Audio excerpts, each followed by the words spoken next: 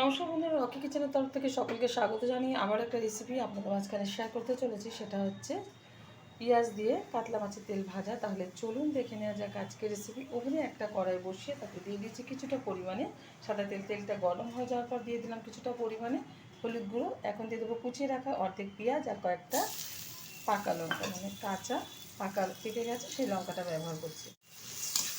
পেঁয়াজটা ভালোভাবে ভেজে নেব। এই তেল কিন্তু তেল ভাজাটা কিন্তু গরম ভাতের সাথে অনেকেরই ভীষণ প্রিয়। তো আজকে আমি সেটাই আপনাদের মাঝখানে শেয়ার করছি। ভালো লাগলে চ্যানেলটিকে সাবস্ক্রাইব করবেন, লাইক করবেন, শেয়ার করবেন।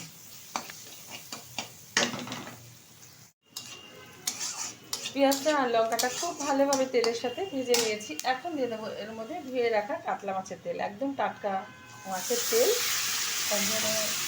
ভেজে নিচ্ছি। আর এটা কিন্তু তিতো হবে না, কারণ পিঠটা কিন্তু খুব ভালোভাবে ফেলে দিয়েছে মশলা। দিয়ে দিচ্ছি সামান্য পরিমাণে লবণ, পরিমাণ বুঝে, খুব বেশি কিন্তু লবণ দিলে এটা লবণও পোড়া হয়ে যাবে, ভালো লাগবে না, বুঝে লবণটা ব্যবহার করবে। এবার ভালোভাবে হাই আছে আমি নেড়ে চেড়ে ভেজে নেব। খুব ভালোভাবে কিন্তু তেলটা আমি হাই আছে ভেজে নিয়েছি। এই যে তেল ভাজাটা কিন্তু খুব সুন্দরভাবে হয়ে গেছে। ওভেনটা বন্ধ করে দিলাম।